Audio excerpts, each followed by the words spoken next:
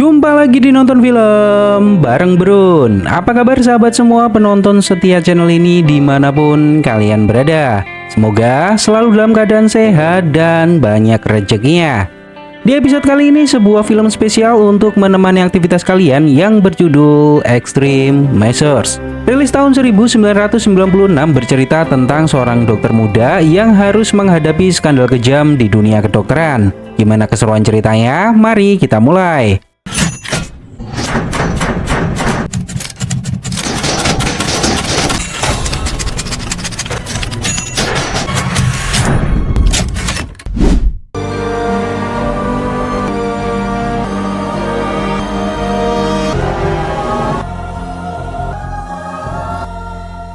Di awal kisah, dua laki-laki tanpa pakaian melarikan diri dari sebuah tempat.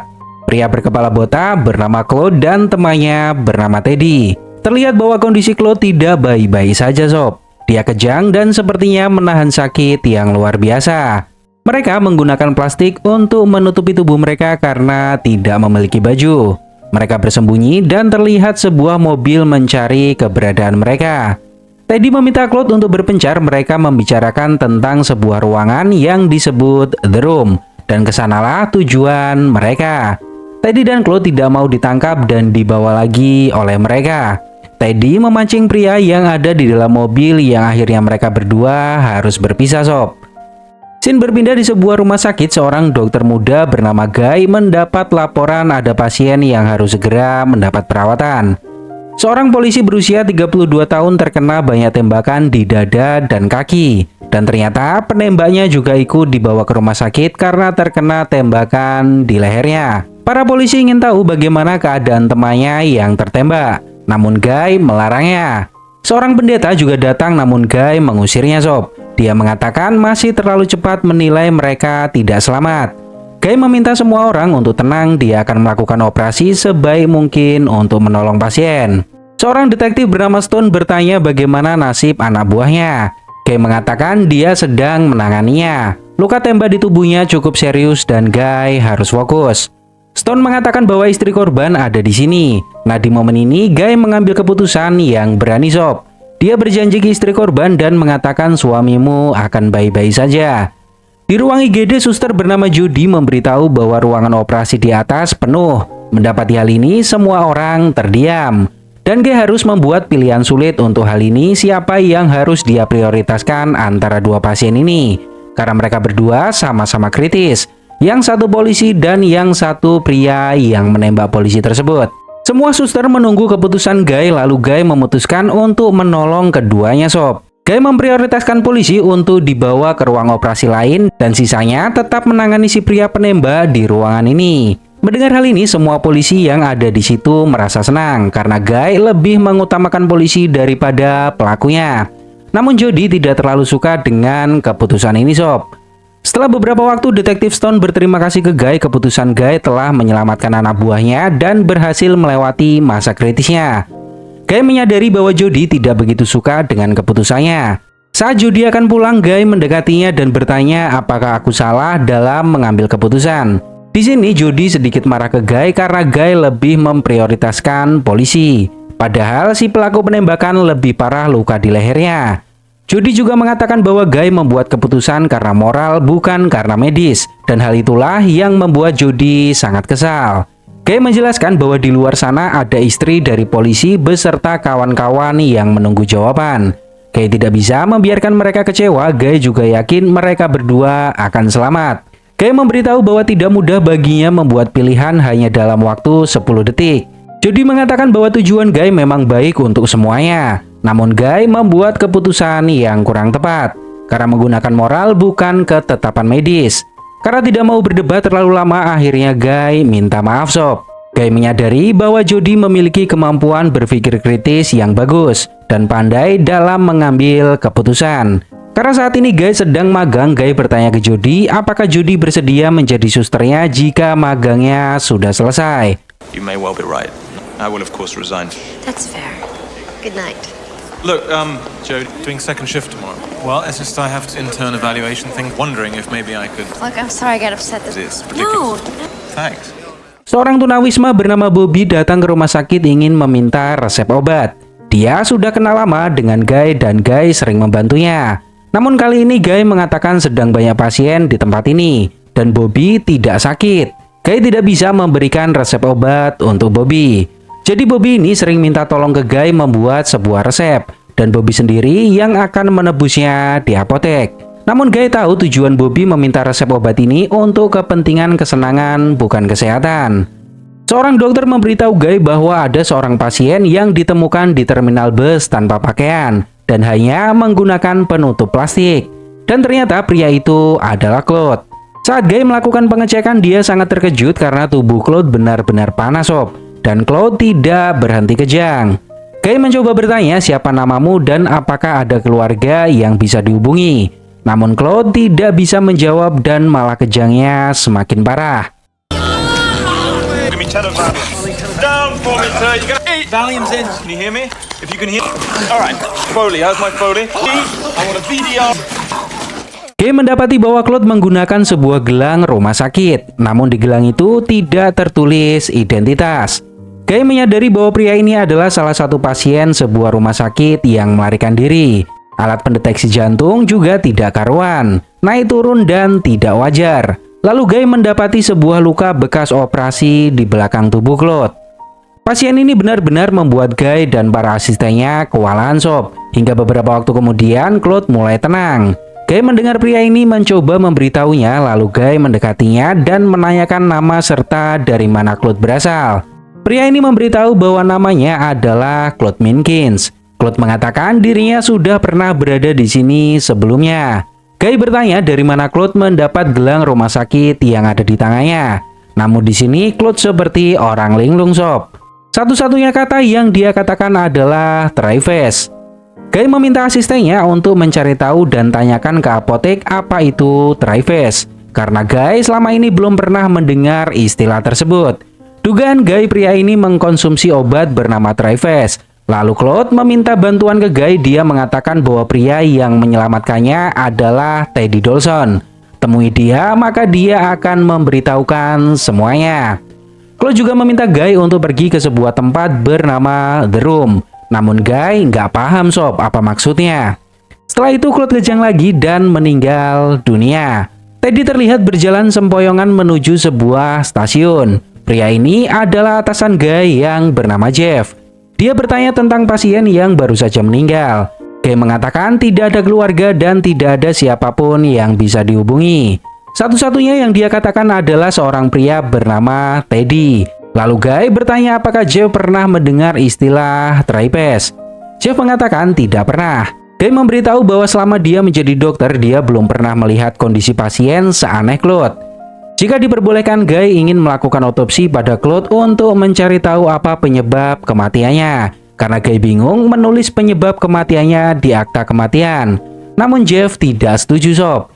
Jeff mengatakan bahwa Claude adalah seorang tunawisma. Ratusan ribu tunawisma meninggal dengan cara aneh karena kehidupan mereka sangat kacau. Maybe we should be checking his. He's homeless, he's cold, he's stoned. No, it's more than that. By the way, I heard about the NY.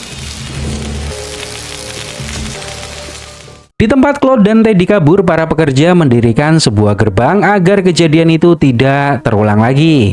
Pria ini adalah Detektif Bob. Saat ini dia melacak keberadaan dua orang yang kabur dari tempat tersebut. Di sebuah tempat sedang diadakan pesta perkumpulan para dokter. Pria ini adalah Dr. Lawrence dan istrinya bernama Ruth. Dr. Lawrence mendapat sebuah penghargaan dari Gedung Putih sebagai dokter saraf terbaik. Beberapa waktu kemudian, Guy bertemu dengan Judy di sebuah kedai. Judy heran karena banyaknya pasien yang harus Guy tangani. Tentu hal itu menjadi tanggung jawab yang besar untuknya. Guy meminta saran ke Judy siapa saja suster magang yang akan Guy ambil. Dia menanyakan hal ini karena Guy yakin Judy adalah orang yang tepat untuk memilih. Di sebuah tempat penampungan tunawisma, pria ini adalah seorang agen FBI bernama Frank. Dia sedang mencari seorang pria yaitu Teddy. Namun pria ini tidak pernah melihatnya. Frank bertanya apakah boleh Frank memeriksanya sendiri. Pria ini mengatakan tentu saja. Terlihat banyak sekali tunawisma yang berkumpul di tempat ini, sob. Jody memberitahu bahwa beberapa waktu sebelumnya Jody membaca arsip latar belakang milik Guy. Dia mengatakan bahwa ayah Guy adalah seorang dokter. Guy bertanya apakah di arsip itu dicantumkan kalau izin praktek ayah Guy dicabut karena sebuah insiden. Jody mengatakan benar sekali. Guy memberitahu bahwa ayahnya melakukan sebuah tindakan untuk temannya yang sangat kesakitan dengan kanker limfa. Entah apa yang terjadi waktu itu, namun tujuan ayahnya baik. Tapi dia malah mendapati izin prakteknya dicabut sepihak. Saat Guy akan membayar bil, dia merogoh kantong dan tidak sengaja gelang tangan milik Claude masih tersimpan di sakunya sob. Hal ini mengingatkannya kembali akan kasus kematian Claude yang sampai saat ini belum diketahui pasti apa penyebabnya. Seorang rekan mendatangi Guy dan bertanya siapa sebenarnya Claude Minkins. Dia mendapat rekap medis yang tidak masuk akal. Dan benar saja saat Guy melihat rekap medisnya, semuanya terasa tidak masuk akal. Guy mencoba memberitahukan hal ini ke temannya. Claude punya kerusakan hati tapi tidak ada hepatitis, dia juga negatif HIV. Semua yang tertulis di sini tidak masuk akal baginya. Temannya bilang bahwa kita tidak punya waktu untuk memikirkan hal itu, karena banyak pasien yang membutuhkan pertolongan kita sekarang. Di rumah, Guy mulai menelpon berbagai rumah sakit dan menanyakan tentang gelang rumah sakit berwarna perak. Namun tak satupun dari rumah sakit yang dia telepon mengiyakannya. Beberapa waktu kemudian saat Guy datang ke rumah sakit, dia mendapat telepon dari salah satu rumah sakit yang melakukan autopsi jasad Claude. Guy berniat meminta laporan otopsi untuk dicantumkan dalam akta kematian Claude. Pria di telepon mengatakan penyebab kematian Claude adalah emboli paru. Dan hal ini tentu membuat Guy tidak percaya sob, karena emboli paru tidak menyebabkan gejala seperti yang Claude alami. Pria yang menelpon Guy bernama Dr. Mingus. Terlihat Frank dan Bob ada di tempat ini sob. Ternyata Mingus lah yang mempekerjakan mereka berdua. Mingus bertanya apakah sudah ada kabar dari Teddy. Mereka mengatakan belum dan masih dalam proses pencarian. Ternyata Dr. Lawrence adalah atasan mereka semua. Dia meminta Frank dan Bob segera mencari Teddy, dia pasti kesakitan dan membutuhkan obat. Sepulang kerja, Guy pergi ke rumah sakit yang melakukan autopsi. Dia bertemu dengan salah satu dokter yang bernama Jean. Maksud kedatangan Guy untuk meminta laporan hasil autopsi Claude, dan Guy juga menegaskan dirinya pernah menelpon ke sini beberapa waktu sebelumnya. Jean mengatakan bahwa dia tidak memiliki laporan tentang Claude, tidak ada dalam datanya. Hal ini semakin menambah kecurigaan Guy sob. Bagaimana bisa seseorang yang baru saja diautopsi laporannya sudah tidak ada? Terjadi perdebatan antara mereka berdua sob, hingga Jean mengatakan bahwa dirinya yang bertanggung jawab di tempat ini dan tidak pernah menelpon Guy. Guy bingung lantas siapa yang bicara dengannya di telepon. Karena tidak mau ada keributan, akhirnya Guy pergi. Apparently you were threatening it. For God, it's just ridiculous. Beberapa waktu kemudian Jeff menegur Guy. Ternyata Jean melaporkan hal ini dan mengatakan Guy berkata kasar padanya. Jeff bertanya apa sebenarnya maumu. Dia mengatakan bahwa Guy tidak punya wewenang atas hal itu. Guy menjelaskan bahwa kematian Claude terasa sangat aneh baginya. Dan Guy tidak bisa tenang sebelum mendapat jawaban pasti apa penyebab kematian Claude. Di momen ini Jeff mengatakan bahwa Claude adalah tunawisma. Di New York banyak tunawisma mati dengan cara yang tidak wajar.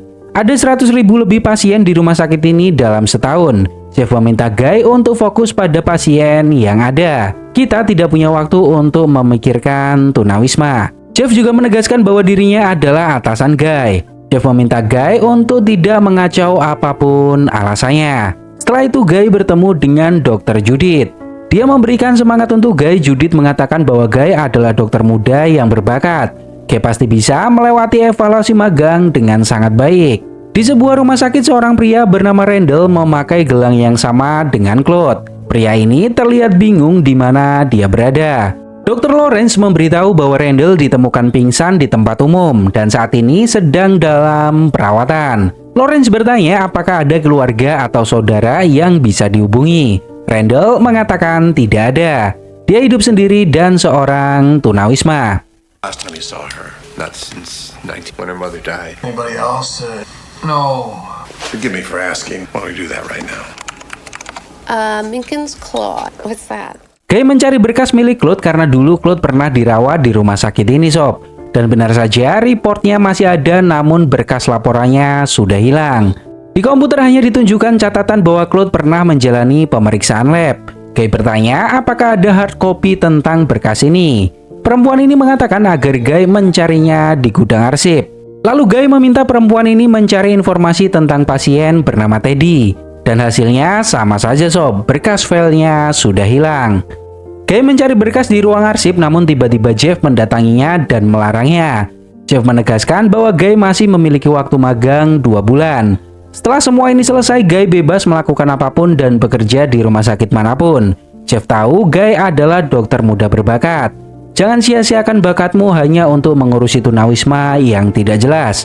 Bobby datang ke rumah sakit dengan luka di kakinya sob. Namun terlihat Guy tidak fokus menjahit lukanya.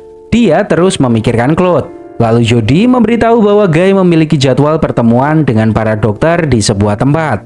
Mendapati hal ini, Guy langsung tancap gas. Di tempat ini, Guy dikenalkan dengan Dr. Lawrence, seorang ahli saraf yang sangat terkenal dan banyak penghargaan. Karena tidak mau melewatkan momen, Guy bertanya ke Lawrence. Guy mendapat sebuah pasien pada dasarnya mengalami peningkatan fungsi tiroid. Toksisitas enzim di luar grafik, kejang, demam tinggi, tekanan, dan tanda vital dalam kekacauan total. Guy bertanya jenis penyakit apa yang menyerang pria itu. Lawrence mengatakan harus dilakukan autopsi untuk mengetahuinya. Namun Guy menegaskan bahwa dirinya sudah kehilangan pasiennya dan sampai detik ini dia tidak pernah mendapat hasil autopsinya. Guy hanya penasaran apa sebenarnya penyebab kematian pasiennya. Lawrence menegaskan bahwa tanpa autopsi kita tidak akan pernah tahu pastinya. Saat Frank akan berangkat kerja, ternyata anaknya lumpuh dan harus bernafas dengan menggunakan sebuah alat. Di sisi lain, Bob juga sama sob. Saat dia akan berangkat kerja, Frank bertanya apakah kamu baik-baik saja. Terlihat anak Bob melambaikan tangannya dan ternyata anaknya juga lumpuh dan harus menjalani hari-hari menggunakan kursi roda. Di sebuah tempat, Mingus dan Lawrence menunjukkan hasil lab dari Randall, di mana setelah beberapa waktu melakukan uji coba hasilnya positif dan kondisinya juga stabil.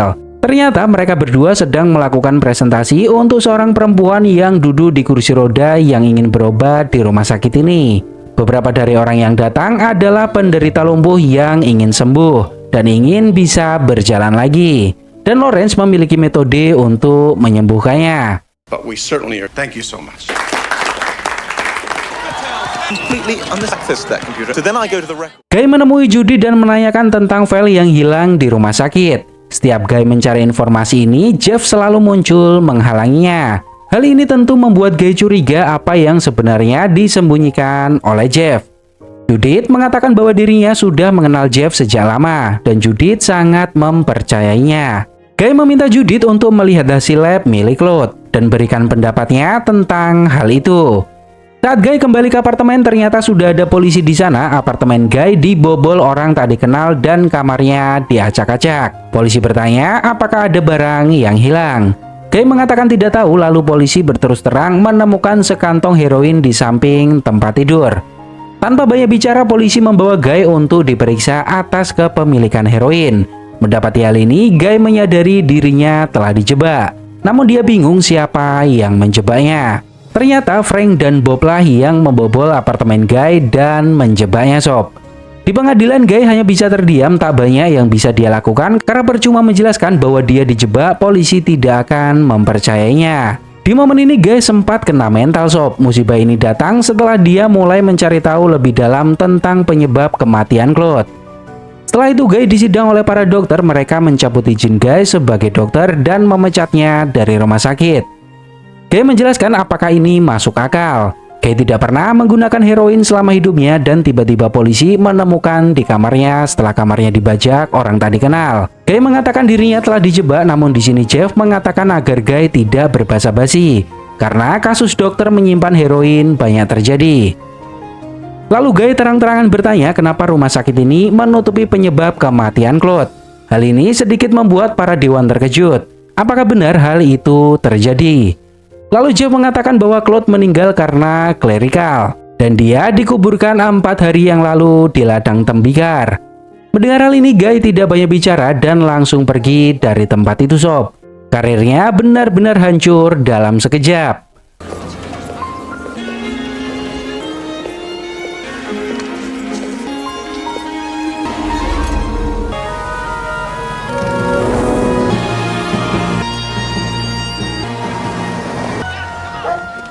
Beberapa waktu kemudian, Guy menemui Bobby di taman. Dia bertanya tentang sebuah tempat yang disebut The Room. Namun Bobby tidak tahu akan hal itu. Tiba-tiba seorang pria tua di sebelah Bobby mengatakan bahwa dia tahu tentang The Room. Mereka menyebutnya cacing. Guy bingung apa maksudnya. Pria ini mengatakan bahwa The Room adalah ruangan bawah tanah yang digunakan untuk tempat tinggal para tunawisma. Dan mereka menyebutnya cacing. Lalu Guy bertanya bagaimana dia bisa ke sana.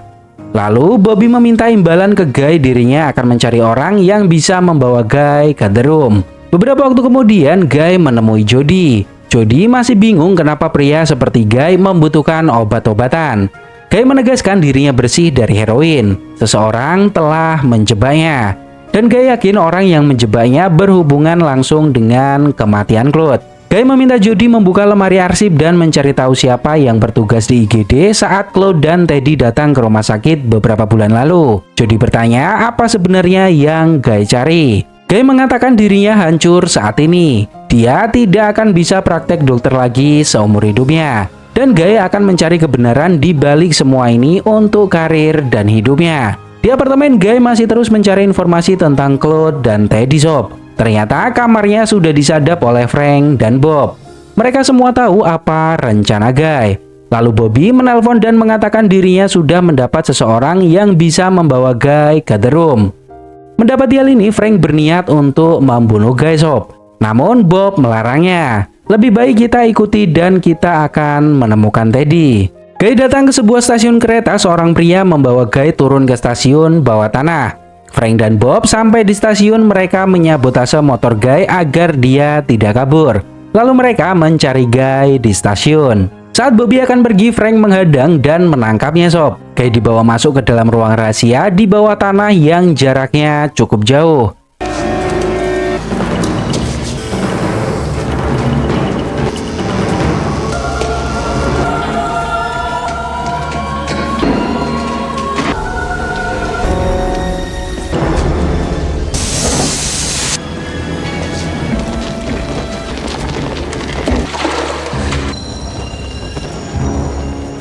Hingga mereka sampai di sebuah tempat yang disebut The Room. Tempat ini adalah wilayah cacing. Tidak semua orang bisa masuk dan sangat berbahaya. Namun Guy memutuskan untuk tetap masuk Soap. Hey, wait! Fuck this all. Come on. Jesus Christ. Ah!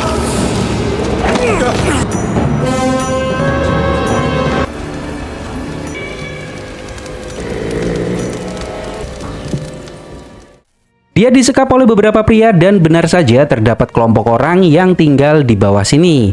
Guy mengatakan dirinya mencari seorang pria bernama Teddy.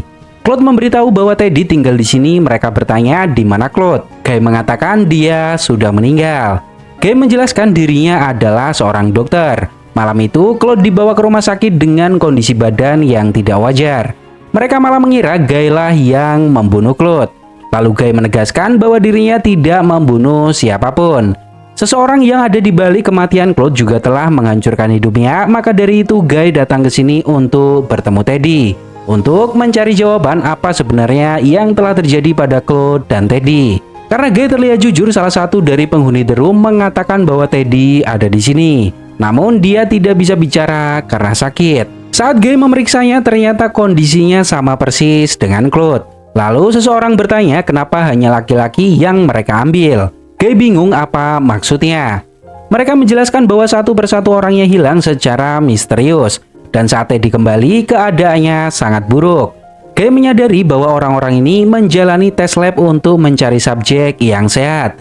Pria ini bertanya kenapa kita. Guy mengatakan karena tidak ada seorang pun yang akan mencari kalian jika salah satu dari kalian menghilang. Saat Guy membalikan badan Teddy, terdapat luka di belakang dan Guy yakin tulang sumsumnya telah dipotong. Guy memberitahu bahwa Teddy tidak akan selamat jika tidak dibawa ke rumah sakit. Lalu Guy meminta mereka membantunya membawa Teddy ke rumah sakit.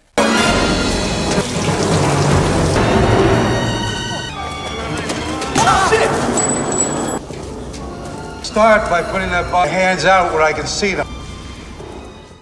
Saat mereka sampai di rel kereta, ternyata Frank dan Bob sudah menghadangnya Soap. Mereka beralasan ada penculikan dan sedang melakukan investigasi. Nah, di momen ini Bob keceplosan memanggil Guy seorang dokter. Hal ini membuat Guy terkejut dari mana mereka tahu kalau Guy adalah seorang dokter. Guy juga menyadari bahwa selama ini dirinya telah diawasi oleh mereka berdua. Shit, they're gonna kill us! No! Look, I ain't got no beef with you guys. Homeless, man. Keep your hands up. Stay right where you are. Get me out of here, man. Just take it easy, Frank. Shit! Bob.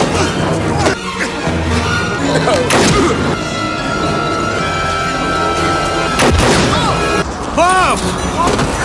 You son. Oh, shit. Frank! Come on, Bob, get... God, you gotta help me!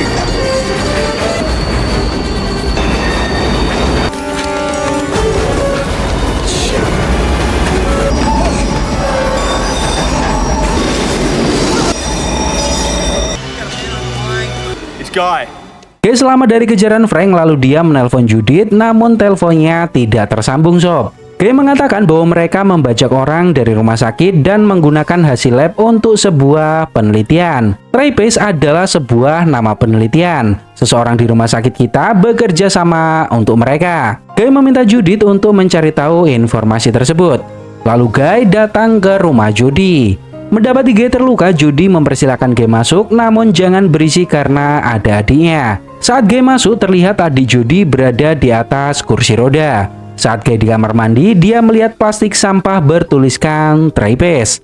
Dia menyadari bahwa Jody adalah salah satu dari mereka. Lalu Guy bertanya ke Jody tentang Trapace. Tiba-tiba adik Jody memukul Guy hingga pingsan sob. Semua ini bukanlah sebuah kebetulan sob. Anak Frank lumpuh, anak Bob juga lumpuh, begitu juga adik dari Jody. Mereka semua memiliki satu kesamaan, yaitu memiliki anggota keluarga yang lumpuh dan sama-sama terhubung satu sama lain dengan Dr. Lawrence. Beberapa waktu kemudian, Dr. Mingus mendatangi kamar di mana Guy dirawat. Mingus mengatakan bahwa Guy sudah pingsan selama 5 hari dan tubuhnya ditemukan di sebuah taman dengan luka tembak. Di momen ini Guy menyadari tubuhnya tidak bisa bergerak. Guy bertanya apa yang terjadi padanya. Mingus mengatakan bahwa tembakan di tubuh Guy mengenai tulang belakang serta ada beberapa pukulan keras di tulang belakang Guy. Yang akhirnya tulang sumsum belakang Guy harus dipotong agar Guy tetap hidup. Di momen ini Guy benar-benar sangat terpukul sob. Karirnya hancur dan sekarang hidupnya juga hancur karena dia lumpuh total.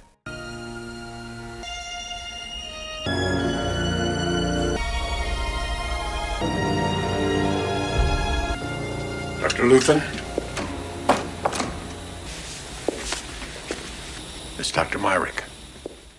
Beberapa waktu kemudian Lawrence mendatangi Guy dan mengatakan bahwa Mingus adalah anak didiknya. Di sini Guy meminta Lawrence untuk membunuhnya karena Guy tidak akan bisa hidup dengan keadaan seperti ini. Lalu Lawrence bertanya bagaimana jika ada harapan untuk Guy bisa berjalan lagi. Guy mengatakan itu tidak mungkin. Jika memang ada, Guy akan melakukan apapun untuk mewujudkannya. Lawrence menegaskan agar Guy memikirkan hal itu. Namun Guy tidak paham apa maksudnya sob. Beberapa waktu kemudian seekor lalat hinggap di tangan Guy. Nah di sini Guy bingung kenapa dia bisa merasakannya. Lalu Guy menggerakkan tangannya, tiba-tiba Jody datang dan mengatakan bahwa Guy tidak lumpuh. Guy hanya disuntik obat bius khusus. Jody meminta Guy keluar dari tempat ini. Dia juga meminta maaf atas apa yang sudah Jody lakukan. Guy bertanya bagaimana Jody bisa menjadi bagian dari ini semua. Jody mengatakan itu semua karena adiknya. Dulu Jody kecelakaan bersama adiknya yang membuat adiknya cacat. Dan dari situlah Jody merasa bersalah dan harus bertanggung jawab untuk mengembalikan adiknya seperti dulu lagi. Dr. Lawrence datang menawarkan harapan, namun dengan syarat semuanya harus terlibat satu sama lain. Saat Lawrence dan Mingus mendatangi kamar, ternyata Guy sudah hilang sob. You can't go far. I don't know where he is. Grab the other side. Detektif Stone mendapat telepon dari Guy dan memintanya untuk datang ke sebuah alamat. Karena dulu Guy pernah menyelamatkan anak buahnya, Detektif Stone menghiraukan kasus heroin Guy dan akan datang ke alamat tersebut. Lawrence menemui Jody, di mana Jody lah yang membebaskan Guy. Lawrence berbicara lewat speaker karena tahu Guy masih ada di dalam gedung. Di sisi lain, semua anak buah Lawrence mencari keberadaan Guy. Lawrence memberitahu bahwa dirinya berhasil menemukan metode menumbuhkan syaraf, dan beberapa waktu yang lalu Guy sudah bilang dirinya akan melakukan apapun untuk bisa berjalan setelah tahu dirinya lumpuh. Hal itulah yang dirasakan semua orang yang datang ke tempat ini. Mereka ingin sembuh dan kembali normal seperti sedia kala. Namun Lawrence harus menggunakan manusia untuk subjek uji coba. Sejauh ini sudah 85% keberhasilan Lawrence.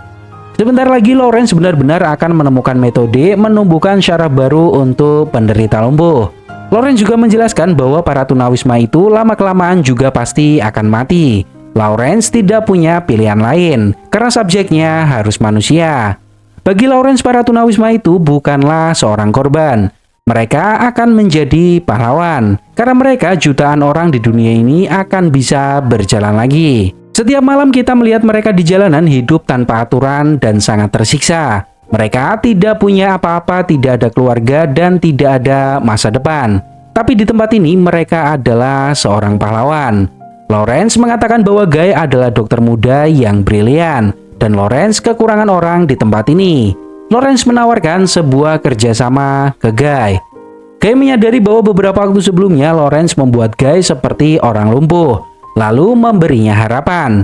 Dan ketika Guy sembuh, Lawrence akan minta timbal balik, yaitu membantu programnya. Namun beruntungnya Guy sudah tahu lebih dulu kalau lumpuhnya palsu, dan Lawrence menggunakan itu untuk membodohinya. Di lobi, Stone dan temannya datang sob. Lalu perempuan di lobi memberi sinyal ke Lawrence untuk berhenti bicara lewat speaker karena ada polisi yang datang. Mendapati hal ini, Lawrence meminta Frank untuk tidak membiarkan Guy pergi dari sini hidup-hidup. Ternyata Guy bersembunyi di atas lift shop.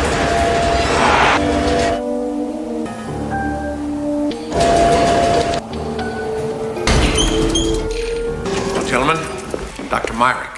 Lawrence menemui Stone dan dari CCTV terlihat bahwa Guy ada di dalam lift. Karena tidak memiliki kunci lift, Guy hanya bisa sembunyi menunggu momen.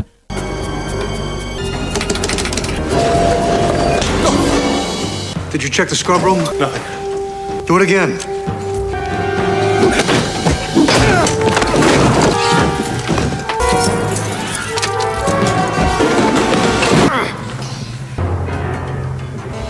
Can I ask you something? Medical research. Lawrence terus mengulur waktu Stone dan mengatakan bahwa dirinya ada pekerjaan dan harus kembali ke atas. Guy berhasil melumpuhkan Frank, namun saat sampai di lobi, Stone dan anak buahnya sudah pergi sob. Guy hanya melihat staf dengan kursi roda di depannya. Lalu Lawrence muncul dan mencoba membujuk Guy. Lawrence mengatakan bahwa Guy pernah merasakan lumpuh dan berkata akan melakukan apapun untuk sembuh. Itulah yang dirasakan banyak orang.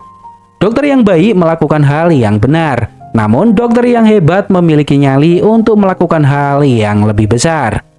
Guy mengatakan bahwa semua yang Lawrence katakan memang benar. Semua tunawisma yang dijadikan objek penelitian oleh Lawrence memang tidak ada gunanya hidup. Tapi mereka tetap manusia, dan mereka tidak pernah memilih untuk menjadi objek penelitian. Kamulah yang memilih mereka. Kenapa kamu tidak memilih istrimu? Kenapa bukan saudaramu? Kenapa bukan anakmu atau cucumu yang dijadikan objek? Kamu tidak pernah meminta sukarelawan, kamu memilih mereka secara sepihak. Dan dokter tidak boleh melakukan hal itu karena sudah mengambil sumpah sebagai seorang dokter. Guy juga menegaskan bahwa Lawrence bukanlah Tuhan. Lawrence tidak bisa seenaknya bermain dengan nyawa sesama manusia. Guy tidak peduli apa yang Lawrence katakan. Guy berharap Lawrence mendekam di penjara untuk sisa hidupnya, mempertanggungjawabkan perbuatannya karena bukan hanya Claude dan Teddy yang menjadi korban, namun banyak tunawisma yang sudah menjadi korbannya. Tiba-tiba Frank menyerangnya dari belakang sob.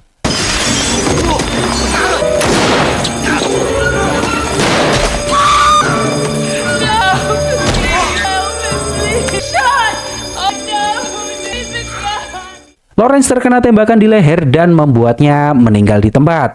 Dan beruntungnya Stone masih ada di sana. Dia masuk karena mendengar suara tembakan. Beberapa waktu kemudian skandal besar dalam dunia medis diungkap oleh Guy, di mana almarhum Dr. Lawrence menjadi dalang praktek ilegal dengan banyak korban jiwa sebagai objek penelitiannya.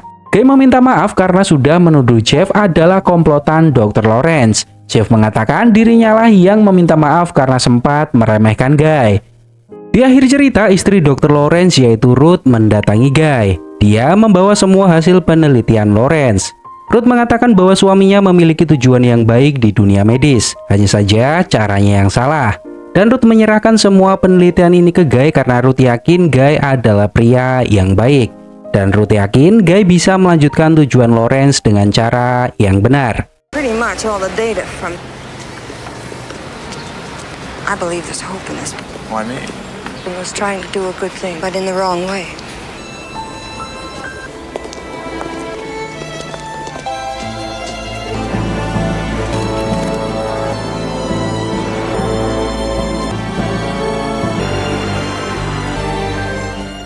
Gimana menurut pendapat kalian tentang film ini sob? Semoga terhibur dan sampai jumpa.